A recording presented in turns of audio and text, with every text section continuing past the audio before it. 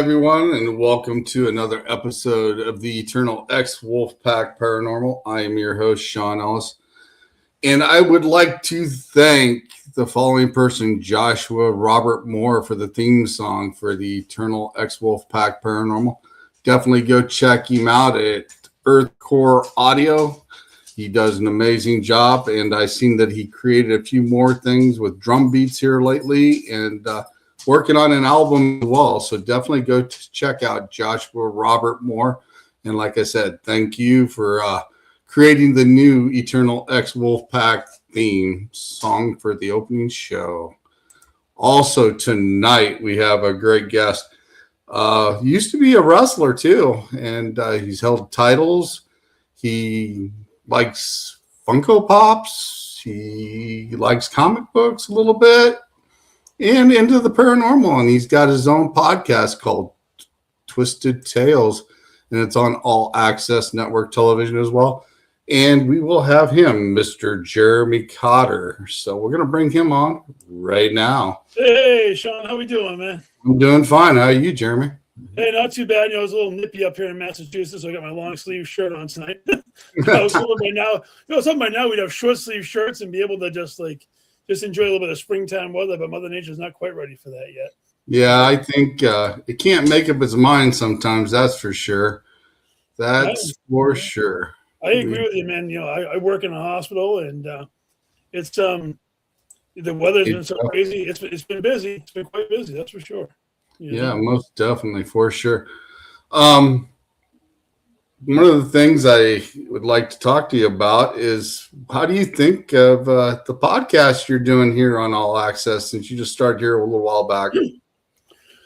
Twisted Tales, it's really become, hey, Russ, how's it going, man? A good friend of mine, Russ Stabber, but going back to what you were saying with Twisted Tales, it was, hey, how you doing, man? It went from concept to reality, Sean, so fast. You could almost snap your fingers, because I'll give you the quick rundown. So I was at a paranormal convention in Salem, Massachusetts, and Gwen and Litriana were there, and Raven and a bunch of members from All Access were there, and I talked to Gwen because I said, maybe I'd like to do some co-hosting for somebody. If they needed a co-host, I wanted to get more involved in the podcast. Thank you, in the podcast universe. And she's like, well, how about doing your own show? And I'm like, I'm not too sure about that. I mean, I don't mind being a guest, and I kind of like the co-host idea, but doing our own show, I'm like, yeah, well, how about we talk about it after the holidays, right? So literally the week after New Year's, she's like, okay, when are we going to start? I'm like, start what? Your show? I'm like, okay. She's like, give me a list of names that you could possibly come up with. So I'm sitting there and I'm coming up with names, and I don't know when you get involved with yours. I just started writing down a bunch of names of what I was going to name the show, and I'll be honest with you, they all sucked. They all truly sucked, right? So I sent her the list. I go, this is going to be funny. I go, here's my list. And she goes, and Twisted Tales was one of the names that I had actually chosen that she thought would be good. And then I know, I agree with you, Russ. Thank you very much, man. So I sat there in my head. I'm like, you know what? I can make Twisted Tales work. And then I tell Gwen, I'm like, Twisted Tales is where we're going to go. Hey, Thomas. And then Gwen came up with this amazing graphic you showed on the screen before I came on, the Twisted Tales logo. Mm-hmm. And the ball just started rolling. Literally within, I would say, a week after I talked to her, I already had 4 months worth of guests already booked, solid, all the way from my first 4 months. I just went out there and started knocking them out. I started contacting a bunch of. I still have a lot more to do. I do plan on having you on my show at some point. I haven't had a chance to get in touch with you, and I'm putting some things together. And I would love to have you on, and we can do it in reverse. Obviously, it'd be fun. Yeah.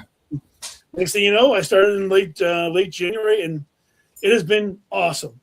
I've had a lot of tremendous guests on from the world of horror, paranormal. I'm working on some wrestling guests. I had Raven on. We did a Funko Pop thing. I have Chris Brown coming on this coming week. We're gonna talk about music because we're both into the heavy metal type of stuff. So that's gonna be interesting. And yeah, you know what? It has been awesome. I'm working on some horror celebrities to have done down the road. I really want to spread it out, and I want to make this as well-rounded as a show because, as the logo says with Twisted Tales, it can go in any direction it wants. It doesn't have to go to a linear path. That's why it's twisted, And one more thing was want to give massive credit not only to Glenn Johns for the logo behind me, but to Danny Radical, who actually created the theme song for my show. So that's cool. That is cool. I remember when first seeing you pop on and I seen your logo on the back. I was like, that's kind of cool. That's interesting on how it was, because it kind of reminds me of a cereal box in the background a little bit, when you see it, Twisted Tales. And then it's like, then you got a combination of everything you talk about too. So I thought that was kind of neat and kind of catchy. Yeah, I love it. I actually went out and I ordered the thing behind me is actually a real banner. It's actually a cloth that I actually got a real banner to put behind me. I started running with it, and I'm working on some other things that I'm looking forward to bringing to people with the brand. And my cohort, the one on me before me, Paranormal Unveiled with Nate Elwell, and Glenn. We started up a thing called Wicked Wednesdays on Wednesday nights, which is really, really cool. And we actually included Christina, who was on early in the morning that same day. So it's been a fun collaboration, Yeah. Yeah. Tom, you can profile me, Thomas, but you might need a straight jacket by the time you're done. I'll tell you. Thomas, you've been on my show before when you were with the other group, and now I'm going to have you on here before the end of the year. So I'm not afraid to have you on. No, he's a good dude. I'm sure that once I actually get a chance to talk to him, I haven't had a chance to talk to him much, but I'm sure I'll get him on my show too, because he's involved a lot in the paranormal. It'd be interesting to pick his brain. Oh, I definitely like it when he does profiling and stuff. I actually produced one of his shows one night, and he was talking about some stuff, and we got into a good conversation of some of the stuff, because I'm interested in that too, because some of that goes, like I said, hand in hand with the paranormal, and it's awesome. I think it all does, honestly. Thank you, Thomas. Love you too, buddy. Love you, man. The whole paranormal and all the things that go with it, true crime, because there are spirits that exist from gruesome murders and things of that nature. So it always intertwines with each other, and you can always put it together, because look what came up before all of us got on here. The X-Files. The X-Files was huge, and that had murder, that had suspense, that had supernatural, that had horror elements.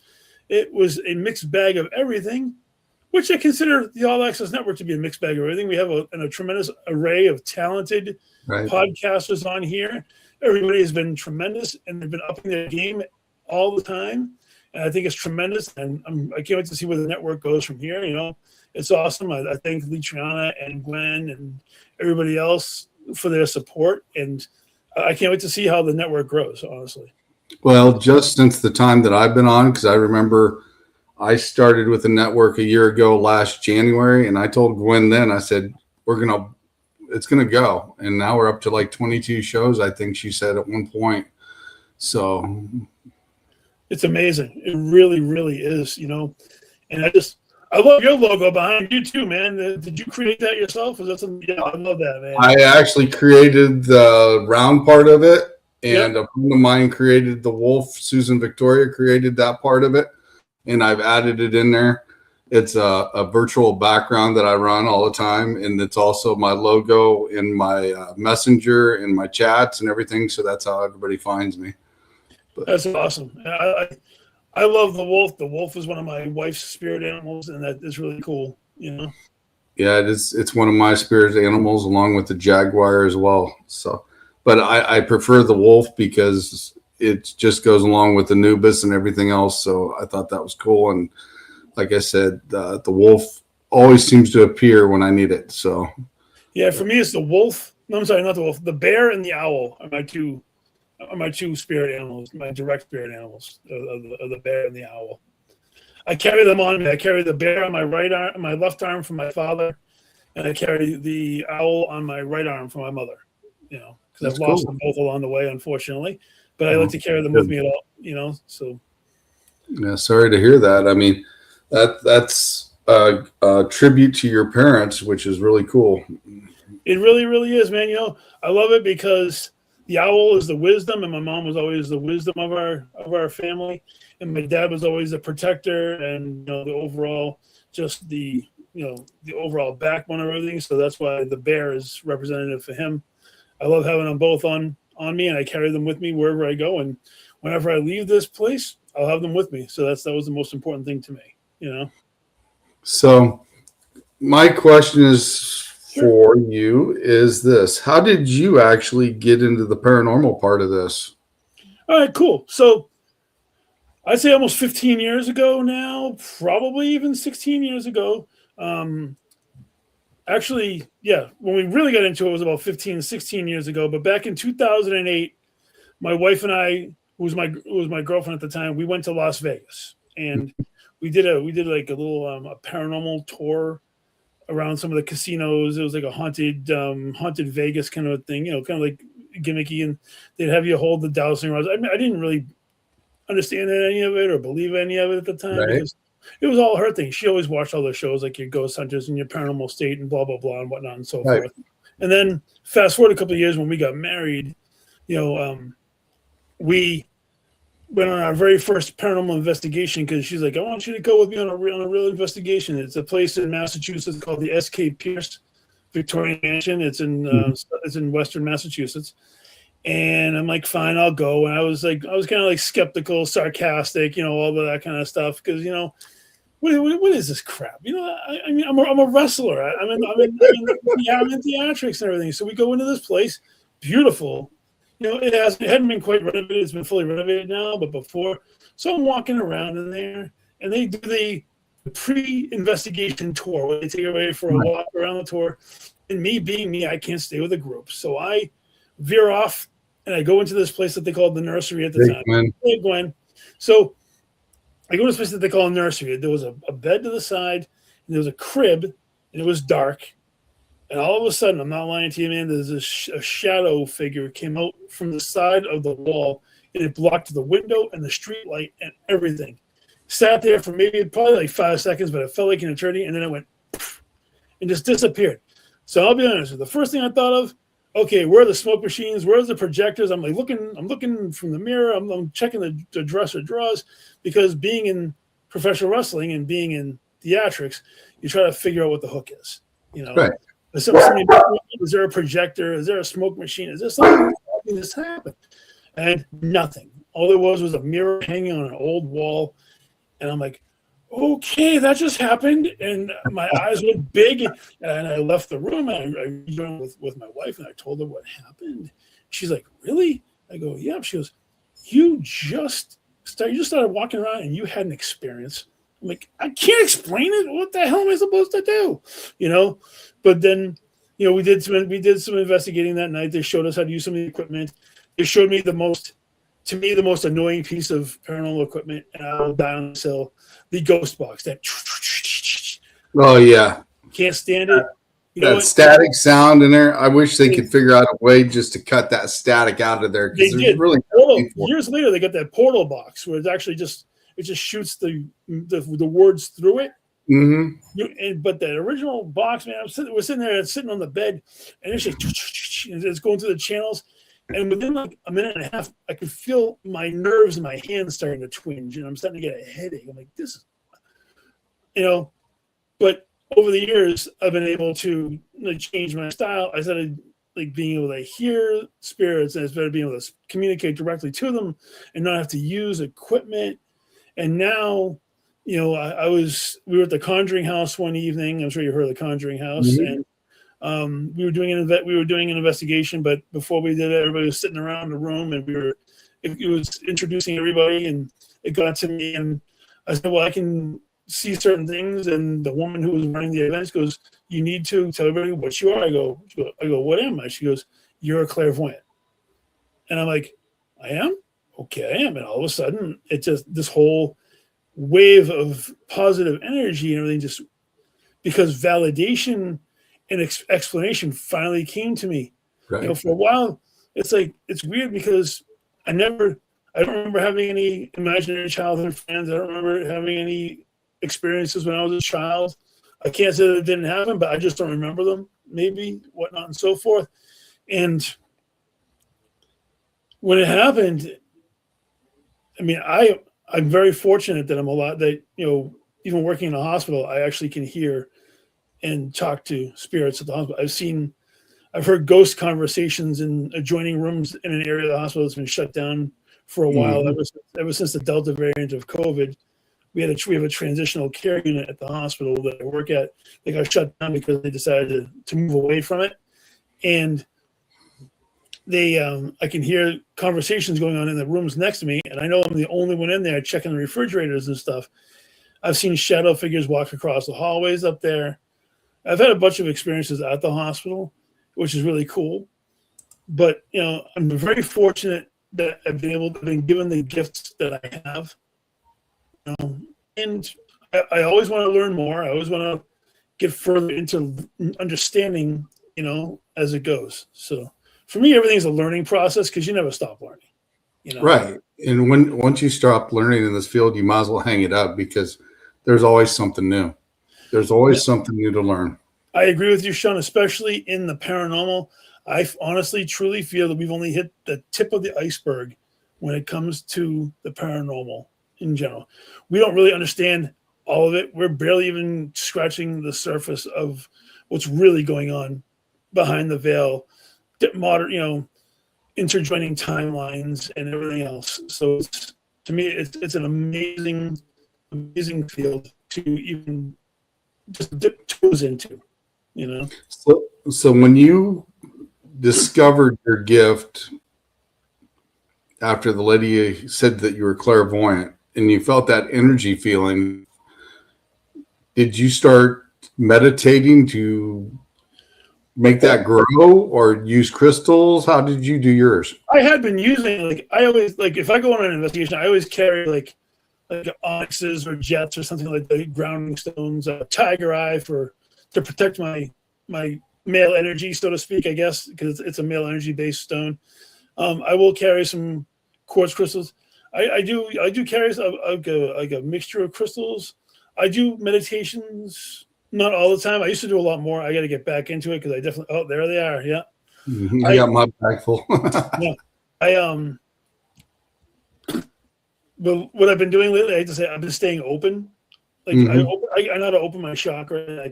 It's been open now for a while because I don't want to miss out if somebody needs to speak to me or if somebody needs to talk.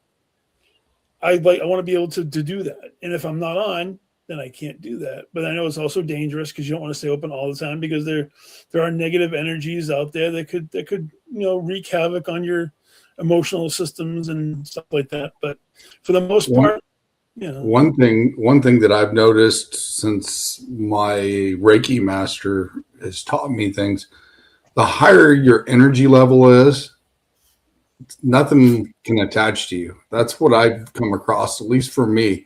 But I've also heard people say they've got attachment and their energy's high. But I'm wondering if they wasn't at a low point to catch it. Because when I've been around spirits that want to communicate, they don't like me because of my energy. They don't want me being around.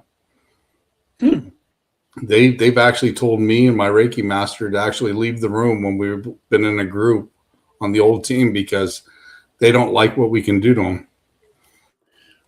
Well, I mean, they could have an agenda. We don't know, especially if they're intelligent spirits. We don't know. I mean, I truly believe that a lot of the spirits that we have contact with, I feel that a lot of the spirits that we get in contact with still believe that they are here on this side with us, because I'll be honest with you, the things that I hate more about an investigation is, do you know you're dead? How'd you die?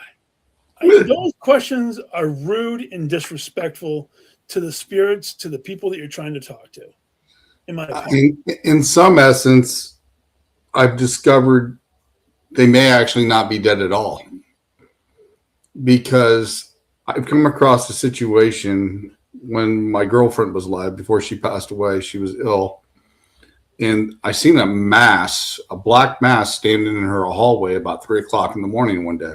Yeah. And I said, you can't have her as long as I'm breathing. And the next morning I got up and I seen a spot like on her left side, about middle of her abdomen. It was pointing to where she was sick at. Something was wrong. Yeah. And after she's passed away, and last fall, I was talking to a friend of mine, and that shadow revealed itself. It showed me who it was. And it was me. It was me telling me that something was wrong. And they keep saying shadow people can be you from the past, the present, or the future, trying to warn yourself of something or to let you know that something needs to be done. Right. They're not necessarily a bad thing. No. So it makes me wonder now, when was I able to do that? I think that we all discover new abilities and new things that we can do on a consistently regular basis. Because, well, in my opinion, sometimes you get certain abilities for a certain amount of time, and then you have to kind of move away from some in order for different ones to come in. Well, If that makes sense, I definitely noticed that. I mean, when I started in the paranormal field, my hands, the palms of my hands had triangles constantly in them. Now, if you look at the palm of my hands, I got a few triangles here and there, but I've got other markings in it.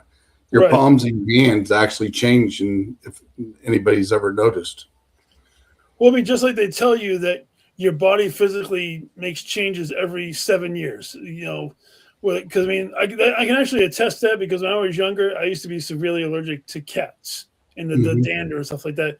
Then all of a sudden, or I'd say around my 28th birthday, it just stopped. And now I snuggle with my cats at home, and I don't get any kind of stuffiness or allergy at all.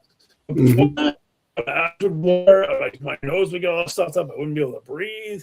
And all of a sudden, just like that, it all changed, and it was within that 7-year time period. So I mean, I think in linear talk to that is that our abilities will come in and go out. Like, you'll still have them, but they won't be the most prominent one, where you're learning a new way to communicate, or a new way and something new. Like when I learned a little bit of like astral projection, that I've done a little bit of that, like dream travel, the channeling of spirits, but then some more of the more basic things like energy control, I definitely lost my grip on. I got to get back into energy control. And I like messing with energy. That's always fun, especially what really gets them is I'll be at a bar or something and I'll freak them out, and I'll say, put your hand up in the air, and they'll put it up like this. And then I'll take my hand like this, and I'm about 5-6 feet away from them, and they can feel me writing in the palm of their hand. They can feel my fingers touching on them, and that freaks them out. So I always get a free beer once in a while for that. That was pretty cool, and yeah, I think that what they said before, we're learning so much about the paranormal, and we learn so much about even the world that we're living in. Like we were having a conversation earlier about past civilizations of individuals that were here far before us. Oh yeah. And the more that they dig, and the more they find temples and cities that were in ruins in the ocean floors. And my favorite one I always mention are the heads on Easter Island.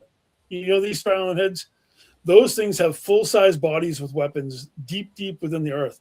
If you think about how long it took them to get down in there, think about what they looked like when they were on above, or whatever. What was here when they were above ground? No doubt. All the temples in the desert, all the desert cities that have been gone and washed away forever. And to me, it's amazing. The more they unearth, the more we learn that we definitely weren't the first race of humans or beings that were here on this earth. And most definitely, I believe that, honestly. Most definitely, it goes beyond farther than people realize, and it just amazes me that how some people believe in certain things, but everybody's got their own right to believe in what they want. So absolutely. And I'm not trying to condemn that in any way, shape, or form, because, like I said, in some ways, the beliefs keep the chaos down. Right. And if it wasn't for those beliefs, this whole world would be probably in turmoil. Well, you know what? If we didn't have the ability to believe what we want to believe, whether or not the creator gave it to us or not, then we wouldn't have free will. And it's one of the biggest things that we realize as human beings, that we were given free will by whatever higher power was bestowed upon us to be here, and we deserve the right to think how we want, or whether or not you and I believe the same thing. At least we have our beliefs, and we're strong in our beliefs, which is a good thing. One of the things I found out when I was taking shaman classes is I've learned the Egyptian style from the dark magic of the Egyptian ways. And there was a guy there that does Peruvian. He's a shaman for Peruvian.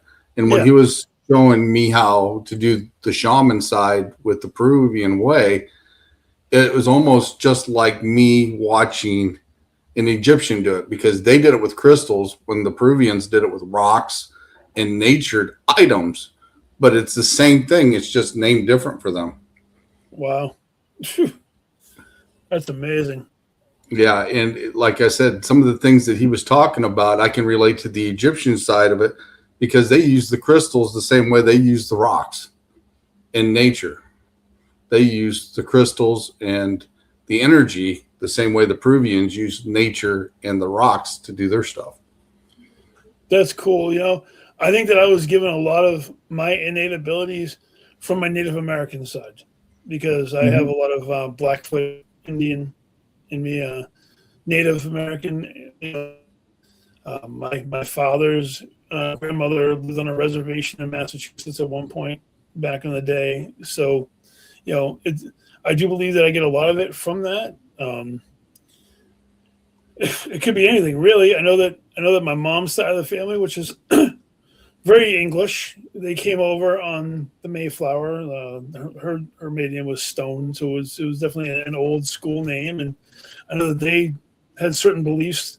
I don't know too much about that side of things, but I do feel the Native American side of me definitely is strong in that. I think that's where I got a lot of my innate abilities from, and I appreciate all of it. In your investigations that you've been on or been out on, how much Native American stuff have you come across? Because I've actually come across quite a bit here in Illinois. It depends on where we are. Whether it's like an old school burial ground that's in the woods that nobody knows about, or I think I didn't come face to face with, but I know that there was a Wendigo out in the wooded area in the place we went to up in New York. And I could definitely hear, definitely came in contact with a couple of spirits of Native American, like shamans, and I'm not gonna say witch doctor, but that particular style of a medical individual.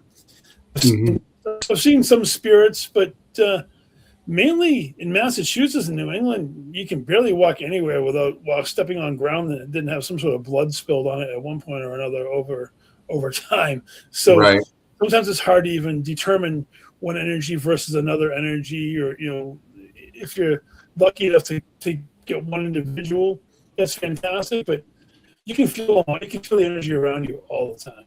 Oh yeah, that's one thing that I can do. I can feel when the energy actually shifts, and I can feel the energy around me all the time. One of the things, that up in your area, it's a shame that they crucified a lot of the witches and the Wiccans back in the day, even though they were actually classified as being evil or dark, and they were only trying to help people out. No, I agree.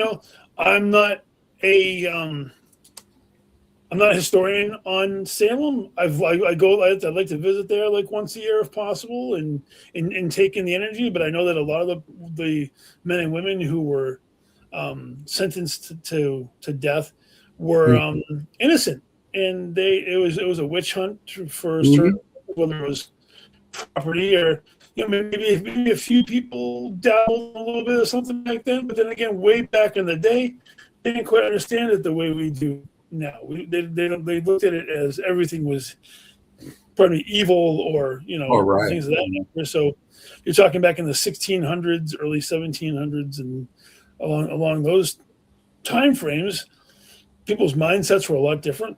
Everything was a lot different back then. So it's hard to tell exactly what kind of mindset they were in and what they thought they saw versus what could have been chemically induced by whatever plants they were eating back then, or who knows exactly. Maybe some homemade mushrooms back in the day.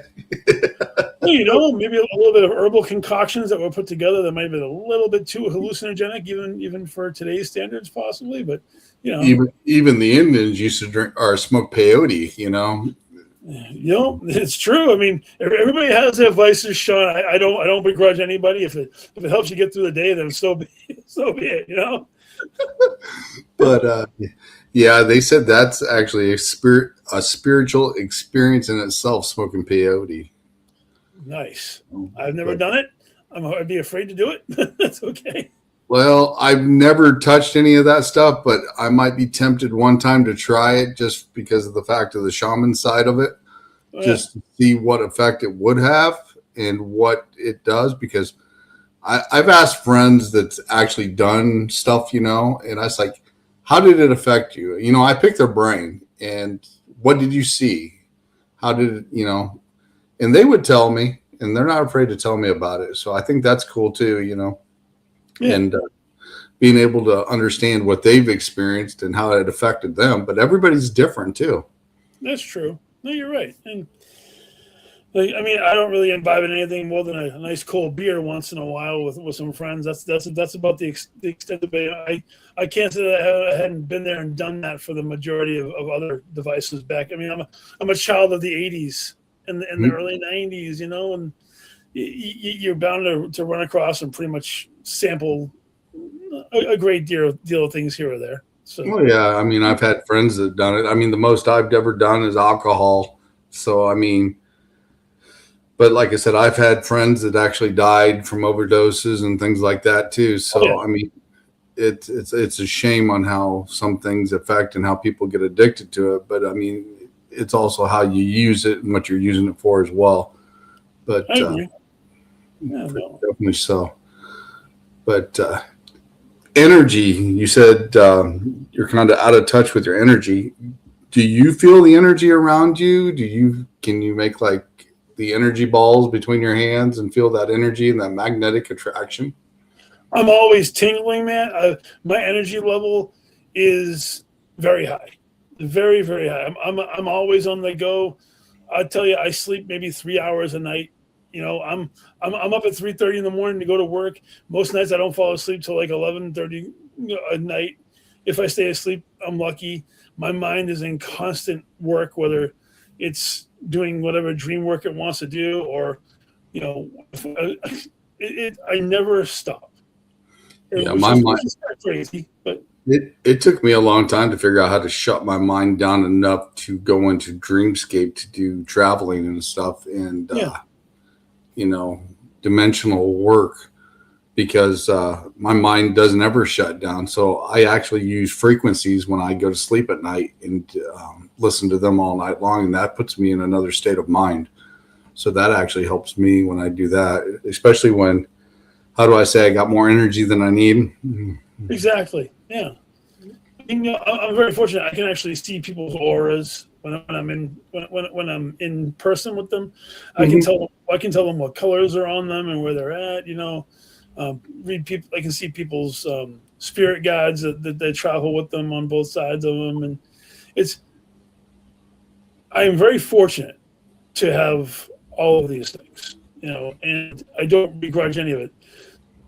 I used to be able to turn myself off a little bit, but I've been not wanting to do that lately. Like I said earlier, I enjoy the experience.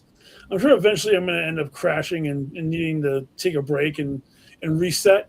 But until then, man, I'm just riding that wave. That's the best way to say it. And that's the best way to go. Just open up and go with it, because if you keep holding it back, it's going to build up and it's going to crash you. I know people that's had that experience, and it comes to be overwhelming because they just deny it, and then all of a sudden it's here, and it's like it's worse than what it was because they've not been working with it. What's crazy, and I know that you can never go back in time and change things, because obviously we got to keep moving forward. But if I knew that I had abilities a long time ago, with all the places that I had been through other avenues of my life, I could imagine what I could have experienced in other locations.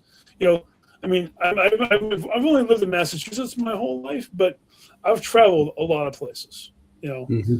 I'm sure we're going to get into my other line of work that I did before I even got into paranormal. We were talking about it earlier, but if I had a chance to experience things out in some of these areas that I've been to before, just traveling and enjoying life, with the other stuff.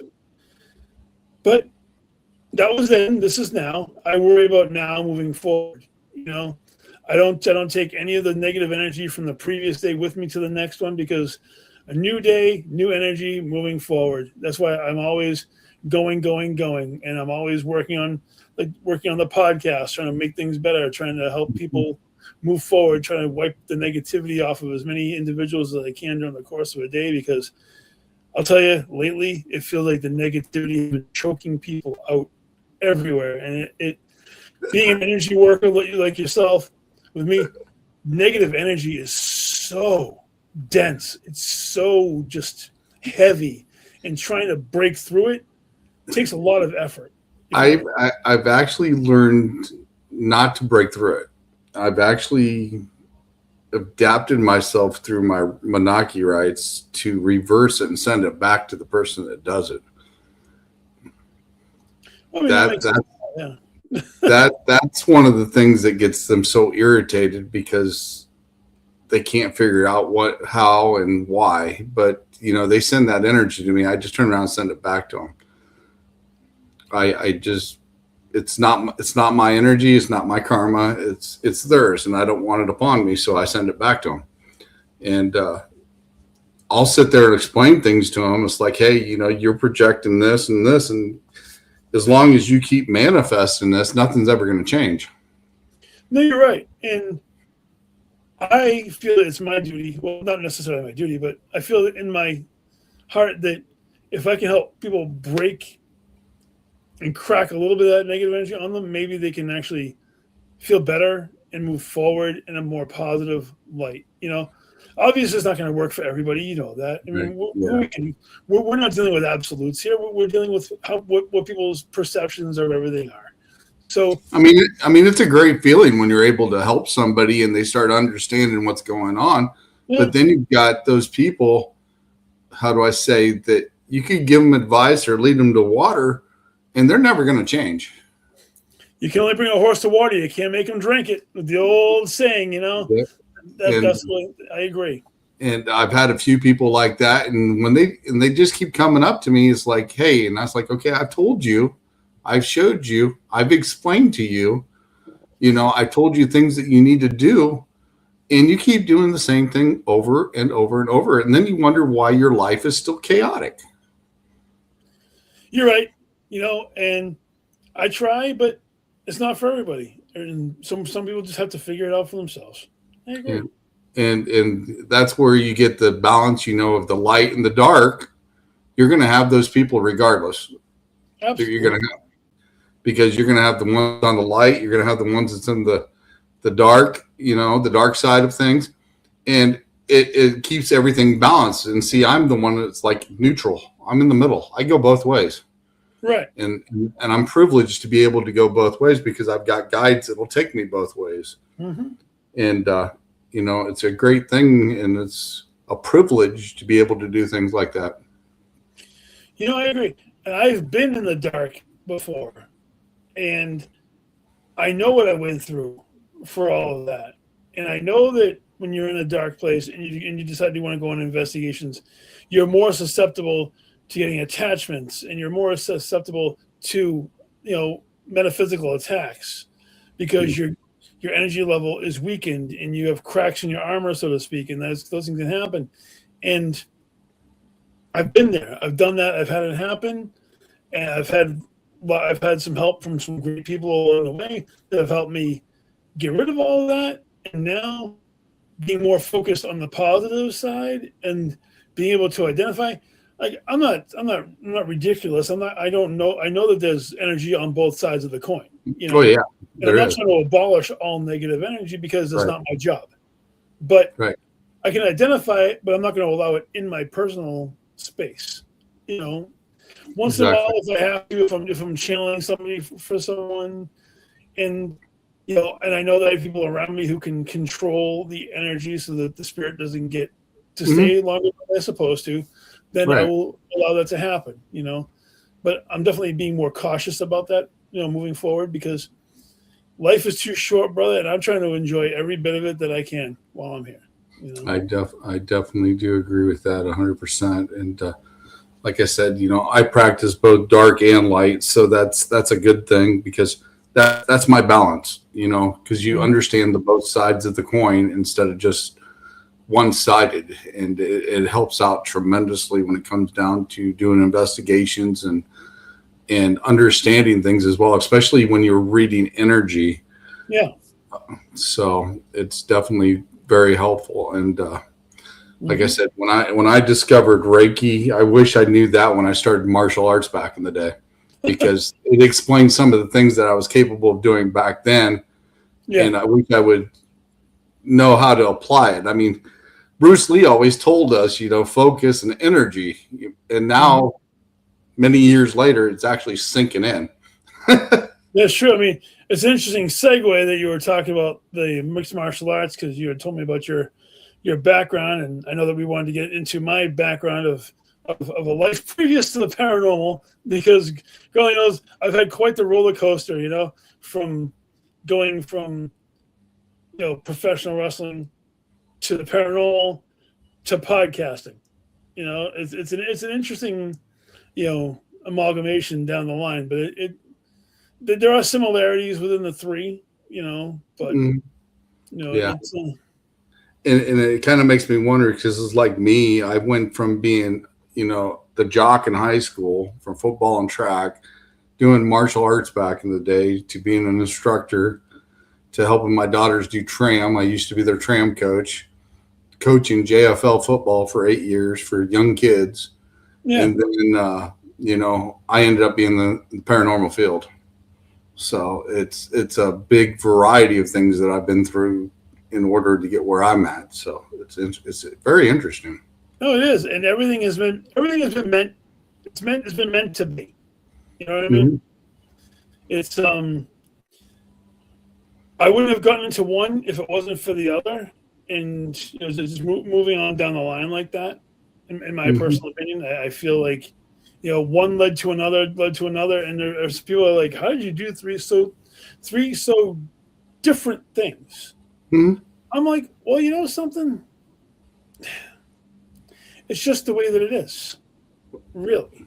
I I mean, think I think the way that we went through things, it's honing our skills before we actually are gifted what we got.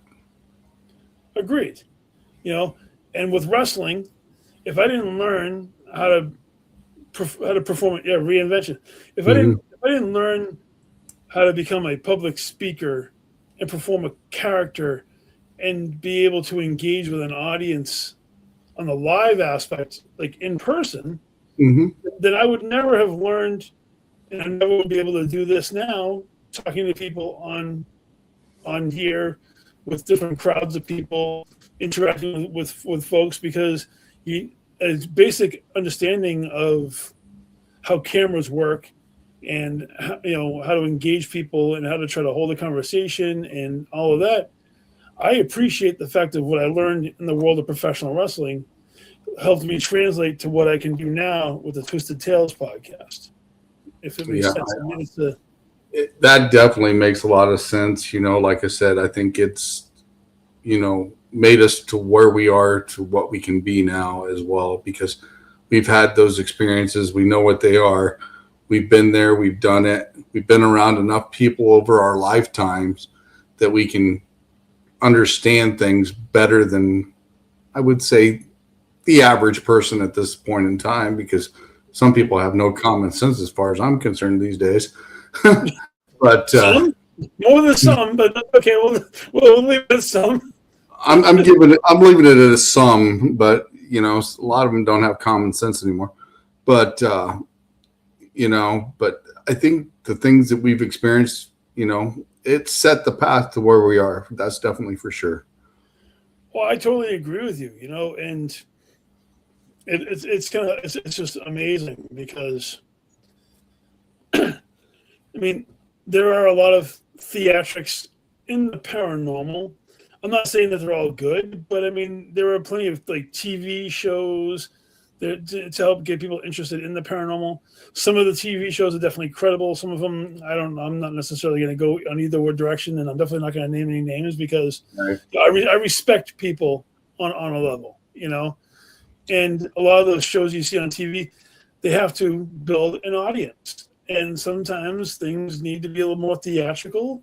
We know as well as everybody else does that they take a week or two's worth of investigations and they shrink them down to 48 minutes plus commercials to try to engage an audience so that they can come back for a following season. It's not like they were faking anything per se. It's just that they had to shrink down all of this hard work in this little itty bitty amount of time. And, One thing that irritates me the most is, I mean, we're in the paranormal field. Me, you, Gwen, all of us that's on the network. We're in this field to learn and understand and show people what's out there. But then you've got people, how do I say, that goes out, they add stuff that's not there, and just to do it for ratings. And I think that's so wrong, because that gives all of us a bad name that's actually legit. And it just irritates me because, we work hard for where we've been, what we've done, and you've got people just doing it for entertainment purposes only instead of doing it for knowledge. And I agree, but I'm going to play devil's advocate for a second just because I feel that you need some of those stars as well, because in order for for conventions purposes, right? You need the stars to bring the people to the conventions, and you have a lot of smaller teams that go there so they can meet with people, and sometimes people connect with other people there. I've made some of my most amazing friendships nowadays through the paranormal, but because of people who I've met at various conventions and locations, and I would never have known about them if it wasn't for these paranormal celebrity type of individuals. Well, what I'm saying is the ones that fake it is what I'm talking about. The ones that actually that cause the issues for us that's actually doing it for legit reasons. I mean, I don't have a problem with the ones that's actually doing it for the right reasons. Like, they've got Jason Haas and those guys, I used to watch those guys and you could tell, what they've done and, they're legit. They'll explain what they did. They're not shy about doing it. Yeah. And, but like I said, you've got other teams out here that just do it for, for hits, financial gain and whatnot and so forth. And thinking they're going to make it big, and they're not. I mean, I'm fortunate enough to get where I'm at, and there's a lot of people that helped me, and I'm very grateful for the ones that did. Absolutely, I'm grateful for everybody I meet, and every opportunity, in the investigations that we've gone on, and to those that we haven't gone on yet, that we have, that we will get to at some point, and for me, it's been an amazing experience all the way across, Like the best thing about, like I said, doing the podcast is being able to meet people. I mean, I bet people from all over the world that I've talked to on this podcast, and I still communicate with quite a few of them actually, Absolutely. And I think that's awesome, and we'll share things here and there, and we'll talk here and there. And there's some people I haven't talked to for a little bit, but also I'll watch them if I see them, and some of them really do a great job, and I'd like to team up with them if I could get overseas with a couple of them, because I got some friends over there. Yeah, and definitely do that. And I've got some things on my bucket list. If I ever get to Ireland, I want to go over there where the Druids is and where my family castle has been built, rebuilt. They were rebuilding it when my uncle went over there several years back. Yeah. So I'd like to go over and see that over in Ireland. But, I like the ones that's legit and down to earth, you know, and I think that's the best thing that we have on this network is all of us actually put in the work, we put in the time, you know, and like me, when I go on investigations, I do it live. So what you see is what I see too. And if you got a question, you can ask me when I'm live. Say, hey, what was that? Did you see that? You know, we'll figure it out. We'll do it live right there when I'm doing the investigation. That's one thing that I always like doing when I go live for investigations is let the people interact with me. That's a good idea. I mean, I've never done anything like that before because I'm more trying to stay in tune to the moment. You know, I haven't quite mastered the art of going live and trying to do all this stuff at the same time. when I'm in tune with a location, I mean, I'm in tune with the land and all the objects in the room and the spirits around me, and you know that's to me that's the most important thing at the time. And people could be filming and I wouldn't even know because I'm so in tune with where I am that when I finally break that connection towards the end of the evening, because I'm gonna have to rest at some point and disconnect and let my energy recharge. Yeah. I'll lose chunks of time while I'm at investigations because I'm trying to be in tune with what's going on physically at each location. You know. Yeah. I mean, I've there's been times I've lost time or had a time skip or a time jump or whatever. I've been in 3 situations or 4 situations at least that time has actually jumped. And I was actually talking to Gwen on the phone when one of them happened one day. And wow. I was at lunch and I was talking to Gwen on the phone, and it got to be at the end of my lunch hour, and I was getting ready to say, "Hey, I got to go." And a buddy of mine walks up to me and says, "What do you mean you got to go?" And he says, "It's time to leave. It's 4:30." And Gwen experienced it at the same time I did, the same type of time jump, and we were talking about it and everything, and it was really weird. Yeah, I haven't hit the time jump yet. I mean, I've had a lot of different experiences, but time jumping is definitely not anything that I've been a witness yet. You know, I've had it happen once when I was standing talking to Gwen, 2 times in a vehicle, and another with my youngest daughter, her senior year in high school, and one of those happened about 5 miles from the location it happened in a car. But we seen an object that actually flew over us, and I could hit it with a baseball at the time, and I thought my daughter was actually filming it on her phone. Oh wow! And she wasn't. And by the time I got out of the car and got stopped to get a picture of it, it's about this big, but you can definitely tell it wasn't a plane, it wasn't a helicopter. It was really something bizarre. That's crazy. And a few years later, I started dating somebody, and they said black cars are following it through the town they were in. And it's about the same time frame. And I went hunting for it there several times and can't find it. And a few people have sent me pictures of some objects in the sky in that area as well, and they're triangle form with the lights on them. So eventually I'm going to get out that way and check that out as well. But that sounds pretty cool. But I mean, I kind of do a little bit of everything and et cetera, and that's cool. I know we're getting at the top of the hour here, Jeremy. Yeah. So I'm going to extend this time a little bit if you don't mind. Yeah, a little bit more, yeah. Wrestling. Let's get into your wrestling background. All right, let's hit the next avenue down the line. Absolutely, man. I mean, I used to cage fight, and I know it's totally different. And yeah. You did wrestling. How did you get into wrestling when you did it?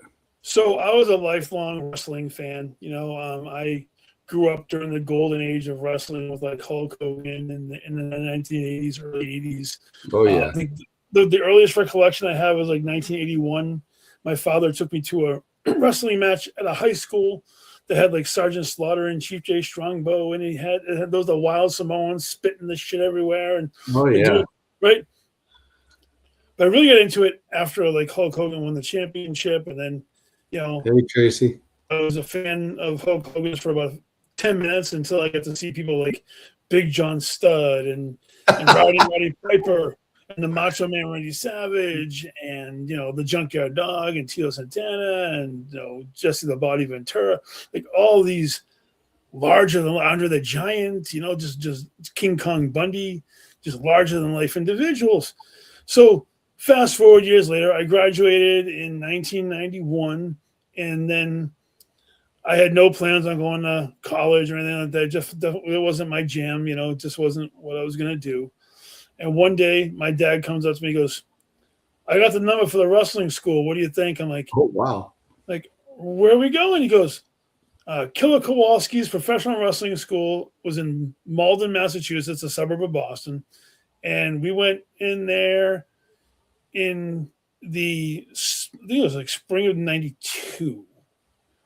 And around that time frame, and I remember going in and seeing these guys taking these bumps. And I mean, I wasn't the most athletic individual. I mean, I've always been a big dude, but I wasn't really that. And the first day there, they had me practicing a couple, I got to meet Killer Kowalski for the first time. What an intimidating man, just a mountain of a man, Thomas, I'm pretty sure you booked on. Going back to the previous conversation there. So I remember getting in the ring for the first time, and they were making me practice a couple of like basic like lockups and things of that nature. And these guys, I mean, I was a newbie. I was fresh meat. They were like locking up heavy on me, whatever. And then Kowalski's like, okay, I was gonna have you practice falling through the ropes. So, and they had the old school like real ropes, right? Mm-hmm. Yeah. End of practice about like 9 o'clock at night. We're going home. And I've got rope burns and bruises from fucking asshole to elbow. I mean, I looked like I had been in a car crash. And my dad looks at me and goes, so what do you want to do? I'm like, well, we're going back on Thursday. So, because he ran 4 days a week. He ran Tuesday nights, Thursday nights, and Saturday and Sundays. And I went 4 nights a week learning how to get the shit beat out of me and then learning how to do some moves. My very first body slam was an experience unlike anything I had ever felt in my entire life, because you've seen professional wrestling rings. They have like a spring on it. Oh, yeah. It's not a secret. I'm not peeling back a curtain that hasn't been peeled back a billion fucking times. It's like a boxing ring. Exactly. So, but the ring that I learned in was an old boxing ring. There was no give to it. So when you got slammed, there was a pole in the middle, and it was boarded. There was no give to this ring. His show ring, that was different. That had all the nuances that a professional wrestling ring has. Mm-hmm. But the in-house ring in the school was an old school boxing ring that had the in the middle. So when you're learning how to take bumps or backdrops or whatever the hell you're doing, you're taking them on a hard surface. My first body slam knocked the wind out of me. It took me like 2 minutes to get my wind back. I was like, the whole time. My dad's sitting there watching, going, "Are you sure you want to do this?" I'm like, "Oh, I'm getting back in there again," and went back, and then I had my first in front of crowd wrestling match about a year or so later. It took me a little bit longer to learn because I wasn't as athletic and jacked up as a lot of the guys that right. So I had to come up with a character that would personify me, So that's when I created the outpatient. I was an escaped mental a lunatic from a mental hospital. I had like the long hair and the darkened in eyes and the ripped up street clothes, and I would scream and holler and bash my head into the turnbuckles and choke and eye gouge and do all this crazy ass shit. But that was a character that I created because it was me dialed up to about 10. They say professional wrestlers are always themselves dialed up to about 10. Yeah, I can see that. It took about the first few years, 4 or 5 years. I was always worried about having like really awesome matches and getting all the moves in and getting the crowd pumped up. And then one day I wanted to learn about the psychology of the wrestling business, mm-hmm. Character development. Because I could do the crazy, I could bang my head on the buckle, I could do the bumps, but why was I doing them? Where's the important things? Where's the hot camera?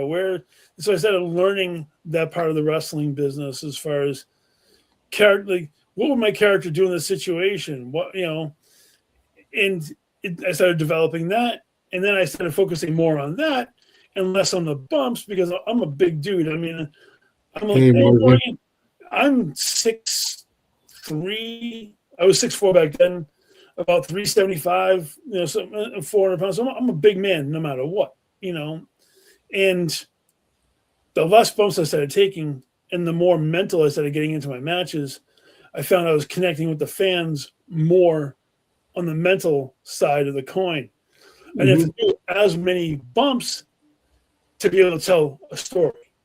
And telling the story in professional wrestling is just as important as being able to do all the bumps in the ring, if that makes sense to you. Yeah, it does. I mean, I remember back in the day when I was in high school, toward about a year after high school, so it had been about the time you graduated. I was working with a guy, and we were actually going to go to wrestling school.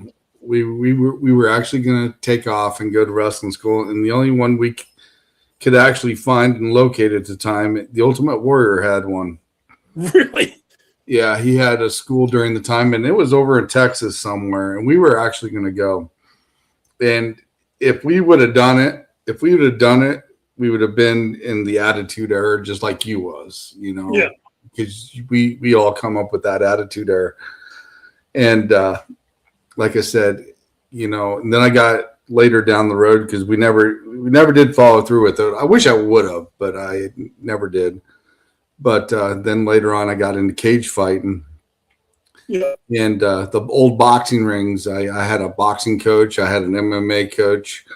And we'd set up those boxing rings. And I know there ain't no giving them, because the old school ones, they got the planks that goes across them and the metal bar, like you said. And we'd all get up there and mess around, and we'd jump off the turnbuckles, and I'd do the flips off the turnbuckles and everything. And it's like, how are you doing that? And I was like, it's martial arts falls. Yeah. See, I can relate all the stuff that you guys do to the martial arts stuff because it's like taking a bump. When they sling you over, you got to land a certain way. Otherwise, you're going to get hurt. I do jump off the tops and do cat falls, and I'd understand where to hit them without hurting them, because I would watch it and I'd understand what the chemistry was. Exactly. But the only problem is I never did get down. I know you guys talk in code once in a while, right? When you would, hey, bounce this way or go this way because it's going to be a bump or a fall or bounce off the rope and then I'm going to nail you. I never did get into that theory of it, but I do understand that. But it's interesting on how I related all that to the martial arts to what you guys do. No, and a lot of it is true. I mean, professional wrestlers learned a lot of their striking from boxers. They learned a lot of it from martial artists, like the judo throws that were modified into wrestling holds. Mm-hmm. And, you see a lot of the martial arts gimmick style wrestlers who taught how to throw punches without actually connecting. And, it's the hardest part about the wrestling business, Sean, was not necessarily, like you said, the bumping and all that. It's the storytelling. That's the hardest part. If you can't be an actor and a stuntman at the same time, then you weren't going to have a shot at it because that's as important. To me, like I think the best professional wrestlers, even the ones in the current day, because I do follow some of the current product, are the guys and gals who resonate with the people the most. Like Rhea Ripley. I mean, she's one of my favorite ones right now. You hit my favorite lady wrestler currently is Rhea. No doubt. She is awesome the way she does things. And she goes all out. I mean, she's just a brute.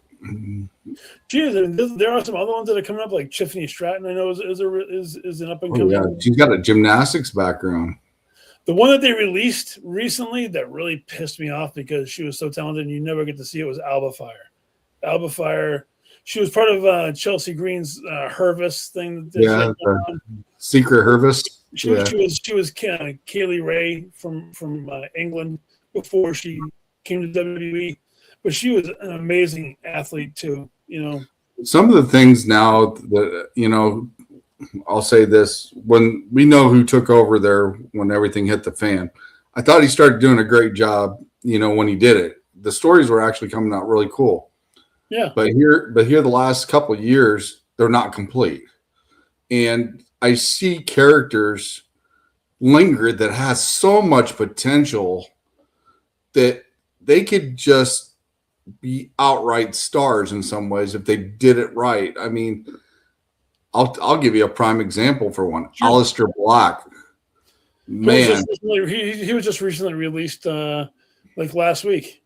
Yeah, I mean, he has got so much potential the way he does things, and he's got his own gimmick, and his wife was just his man. Just became his manager, Selena Vega.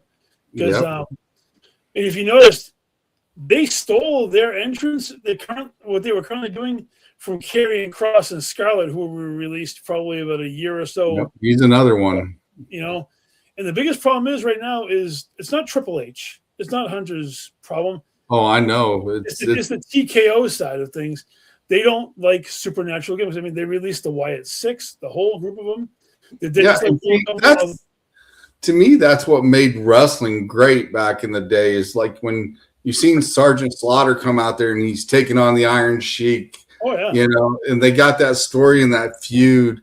Or Superfly versus Roddy Piper. They used to have those blood matches and cage fights. Oh, yeah. And you come home. You make sure you're home every night to watch that when it came on. And especially like Saturday night's main event. You would stay up all night just to watch the main event. And, like you said, people's gotten away from the comic book side of it a little bit. But I think they still need that. They still need that gimmick and that story so they can get lost with it instead of just being bored. Yeah, I agree. And they have the comic characters like the guy Danhausen that they just brought in with the he's kind of funny. I actually like watching him. Yeah. Like 150 pounds soaking wet, but you are cursed and all that stuff. It's cute. R-Truth still brings a good comedy gimmick to the gimmick. I mean, the guy is in his 50s and he looks like he's not even out of his 30s because his like Father Time has given him a pass, Well, it's just like Billy Gunn. He still looks pretty damn good for his age too. Yeah, and he's in his early 60s, I think. Yeah. He's a genetic freak too, And I mean, there's a lot of guys like TKO still trying to figure out what's going on because they're a multi-billion-dollar conglomerate who now has multiple different things between the UFC, WWE, and I guess some bull riding bullshit. I'm sorry, I don't follow it. That's not my thing. I'm not trying to offend the bull riders or anything, but that's definitely not my jam. But to me it's interesting because you have a group of individuals who own it that aren't necessarily in it to get back the money that they lost. And if you just saw recently, the New Day got released, or they were great at their releases. Kofi's been there for 17 years, 18 years, and he walked out the door. Yeah. I mean, I'll sit there and watch AEW. I've seen them live, and it's just another version of WWE. They're getting better. I feel that Tony Khan should probably bring more people into the storyline part of it because he's been trying to do it all himself. I mean, he even admits it on whatever podcast he goes on that he does it himself. To me, the best character on AEW is MJF. I'm a huge fan of his work. And I like Tony Storm. I like Tony Storm too. Yeah, but I mean, she was a WWE product before she became the AEW. Now, just like I think MJF is a tremendous talent. I also feel that so a lot of talent that's there has been booked into oblivion, and you just where they love characters like freaking Orange Cassidy or Jungle Jack Perry, guys who when I first started wrestling in the wrestling business were cruiserweights, and that was it. Darby Allin, who's now their heavyweight champion over in AEW. he's a small dude too, you know. I mean, I think it was a nice feel-good story, and they did all that kind of interesting stuff for him. Mm-hmm. You know, the wrestling business is definitely different, Sean, than it was when I was a fan. It's definitely different than when I was actually involved, because I wrestled professionally from 1991/92 up until when I retired in 2011, and I had my last match in 2013. So, you know, and then I did some. I worked as a manager for a little bit. I worked behind the scenes, helped a friend of mine out with his promotion as like matchmaker, working with character development with some people and stuff like that too. Right. Yeah. Did you ever get a chance to work with any of the ones that's made it big right now? The current ones now, no, because but I got a chance to work with King Kong Bundy. He was cool. I actually met him. The Atlas, Superfly Jimmy Snook I worked with before. Some of the ECW guys from like the late 90s, I had a chance to do some small stuff with. You know, I got to wrestle. I got to do some enhancement work for the WWF in like 94, 95. You know, I got a chance to be in the ring with like the Smoking Guns, Billy Gunn, and his partner Bart. And, yeah, Bart, I remember that. He went to be a boxer, I think. Yeah, but you know,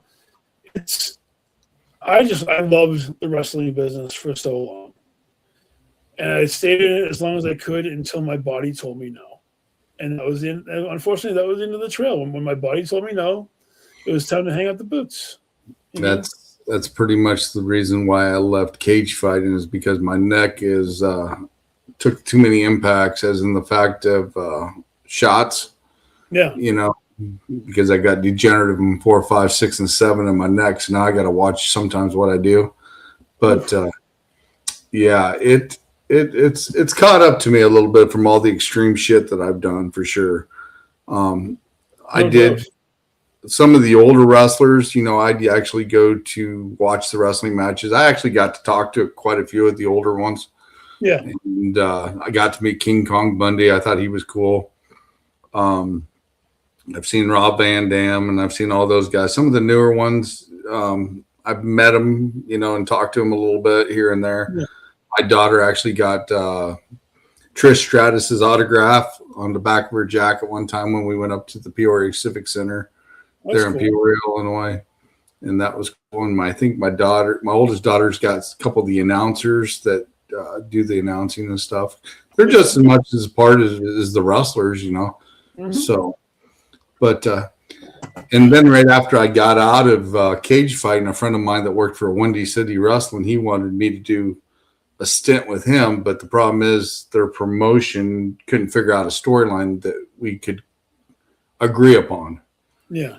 And because I told him I'd jump the rope, I jumped the barrier, and I jumped the rope, I'd come in there with him, and I'd bring my belt, you know, and then he would have his belt because he was the champ at the time. And I said I'd do that, and I'd even agreed to do the best out of 3, as long as, you know, I won one, you won one, and then we just make the last one, you know, the best we can make it, and you know, just be the way it is, the best out of 3. Of course. And but they couldn't come up with a deal for that, so I never did get a chance to do that. But he's always sending me a message once in a while. It's like, hey, you know, offer still stands, and I'm like, God, I'm going to be 55 years old here pretty soon, you know, and that means I got to work out for another 6-7 months just to get back in shape to do this shit. Yeah, no, you know what? I don't mind the time passing by, because if I didn't leave that, I would never have gotten into the world of the paranormal, you know, and which never would have led to what I'm doing now, which is being able to bring Twisted Tales to the All Access Network, and to be able to be part of this tremendous network family that we got going on right now. So, you know, in one hand, move to another, and it's been an incredible journey, you know. Most definitely. I mean, it's definitely one of the things that's still on my bucket list. If it arises, I might take the opportunity, you know. But I'd have to work out for a little bit to get back in shape a little bit, but I would take the chance just one more time. I've been offered, and I'll be honest with you, my and it says no. And nope. And if I didn't say no, my wife sure as hell would have said no. So no means no. I've got offered up to about $8,000 just to go back to cage fighting, and I was like, no, can't do it. Can't do it.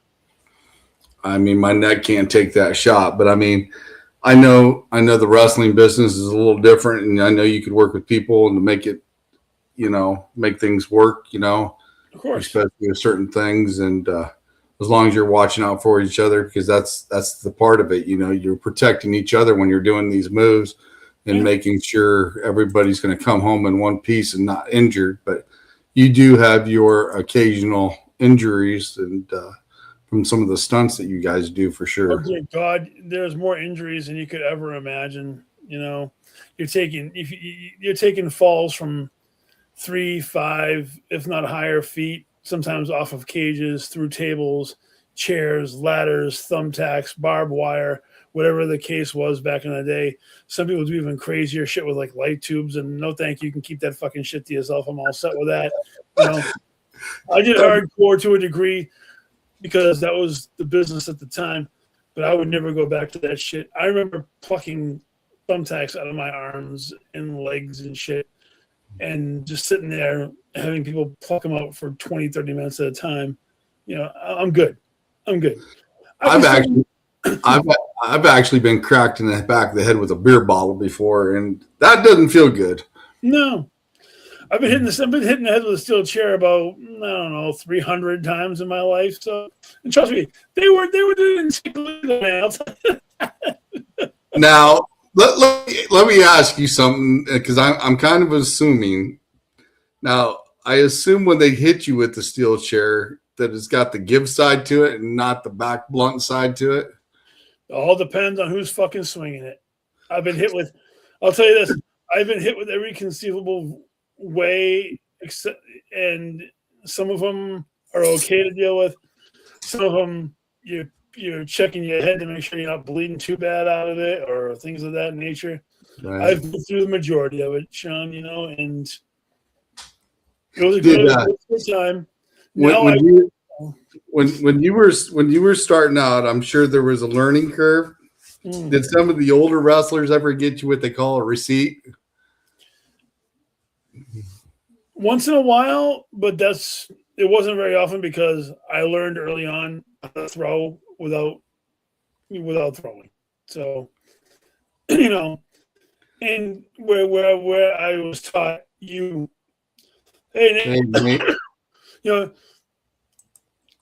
when you worked for Walter, you worked snug anyway.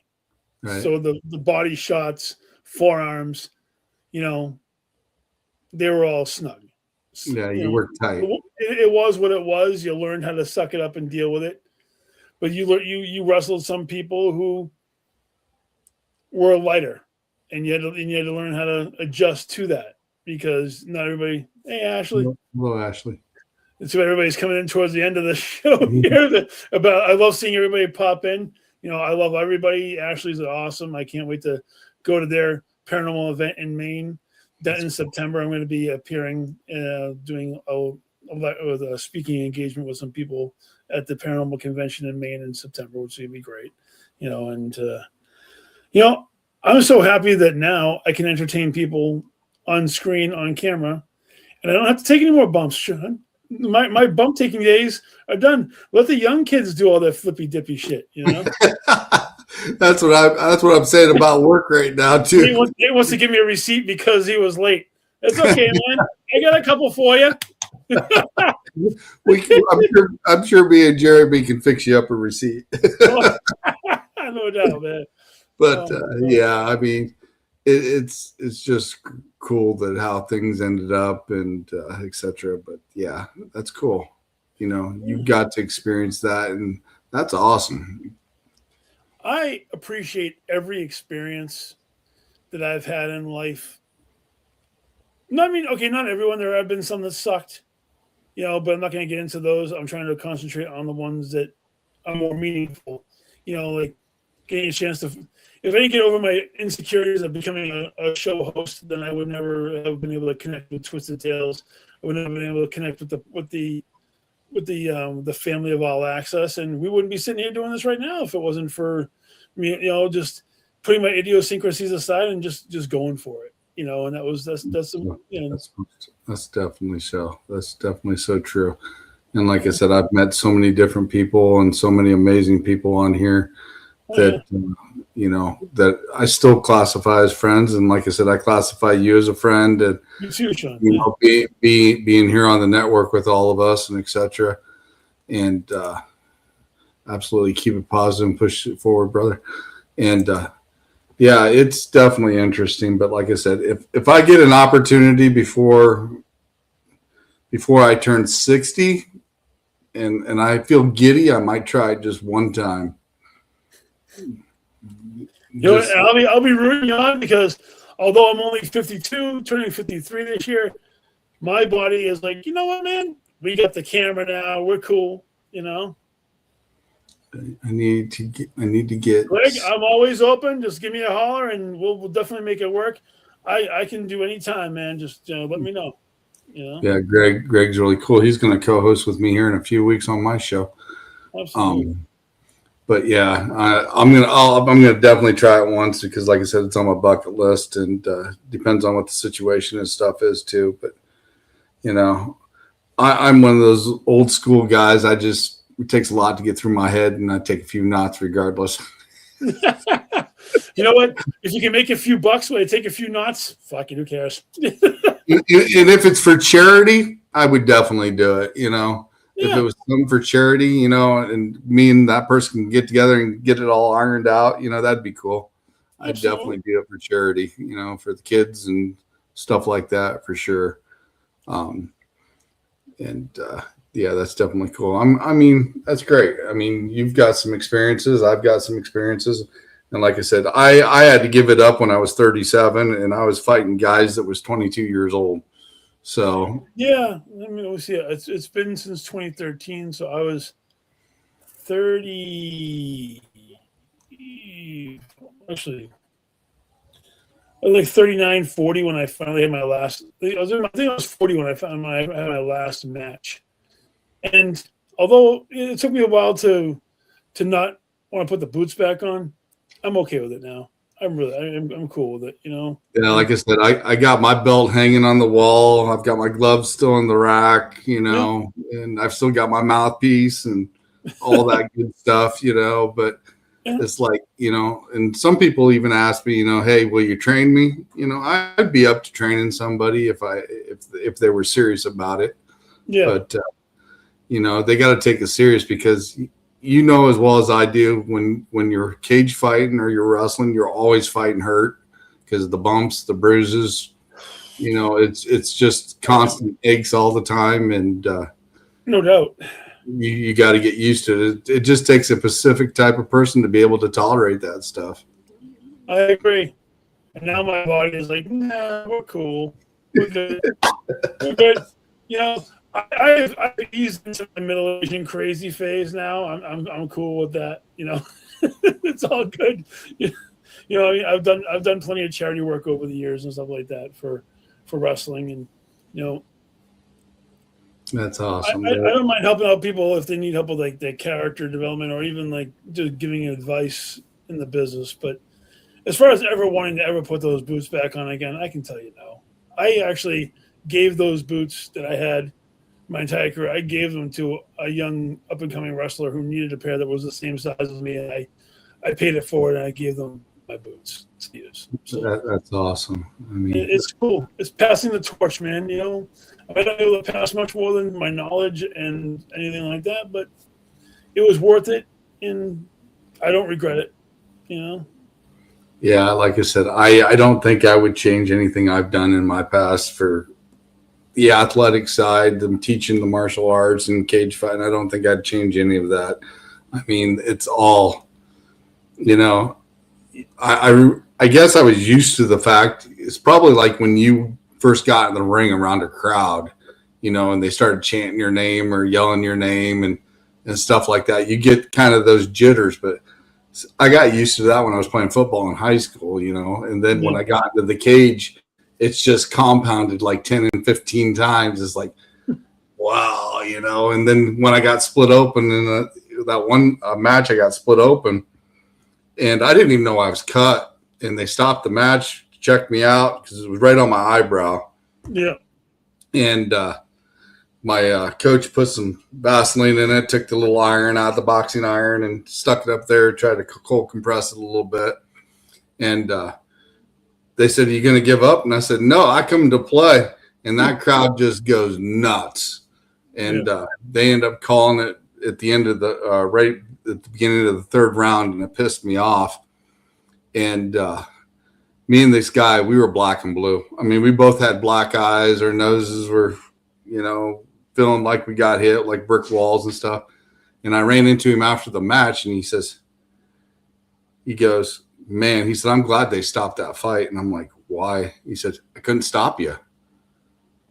And I'm like, "Okay." And I said, "Tell me one thing." I said, "How old are you?" And he goes, 22. And he goes, "How old are you?" And I said, 37. He's like, "Jesus Christ, you hit like a shit brick house." And I'm like, "Okay." And I said, "I also know something else." I said, "You've had more than 3 fights." And he goes, "Yeah." He said, "I'm 22-0, and you would have been my first loss if they wouldn't have stopped that fight." Isn't it funny how it all works out, man? Look where we are now. Different time, different era. Let the young. But it's that experience and that adrenaline rush, that it's like until you've experienced it, like you said, you've done it with your wrestling. I've done it with the cage fighting side of it, and it's like a high. It's an adrenaline high. You know what? I agree. And now, what my high is, dude? My high is when I get my fucking link for StreamYard. I get the show going, because I don't know if you noticed, but right after my guest, right after my show that I get done, I'm already working on the promos the next day. I'm already pushing the promos for the next week's show automatically. Boom, boom, boom. I'm always on there. Gwen will tell you, I'm already contacting her, getting everything going for the ads, getting everything going for everything, man.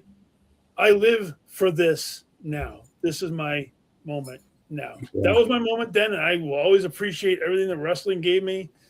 But now, I'm loving this. This is so much fun to be able to talk to you and to talk to the audience and talk to everybody else, and even to all the ones that I'm going to get a chance to talk to in the future. I appreciate all of you from the bottom of my heart. I really, really do, because this is just so much fun. I enjoy it so much. Definitely so. Gwen popped up. She goes, "Yes. Yeah, we know Gwen likes fast cars and racing cars." So, yeah. But she's hiding in the background too, by the way. I should just bring her up. But anyway, we've been a half hour over, Jeremy. I definitely appreciate you coming on the show. I had a great time talking with you. It was fun talking about the experiences you've had and things that you've done. And, you do an amazing job. Keep up the great work with your podcast. And I do watch it on occasion. And, like I said, keep up the great work. Hey, thank you, man. And you as well, man. Your show is a great thing to check out on Sunday evenings. I encourage everybody who gets a chance to see this through my side and yours to pop on and check out your show and my show and Nate's show and Leanne Triana's and everybody else's shows on the network. Support local shows, support the network, because we bring you quality programming most days of the week, and we'll continue to do so. Yeah, most definitely. I know Gwen does some amazing work. She is very busy all the time and gets everybody's shows in line and stuff. And she does awesome work. And we're going to close out the show, Jeremy. If you want to stay backstage after I close out, that's fine. We'll sit and chit chat if you want. Sure. I'm just going to close it out here with you on it. Okay. Next week, we have as my guest the one, the only, the producer of All Access, Ms. Gwen Johns. And we're going to pick her brain next week. So we're going to have some fun next week. It might not be all paranormal. It might be some fun or some jokes and some fun stuff. But we're definitely going to pick her brain a little bit and have some fun. And because she likes to pop up on my show and stuff. So we're going to put her on the spot next week just for fun and have a good time and see what happens. But next week, Gwen Johns. And like I said, Jeremy, thank you for coming on the show tonight. I greatly appreciate it. Thank you, everybody, for watching, everybody who tunes in. Thank you for your support. Everybody have a great rest of your night, and we will see you next week. And we are out of here. Bye.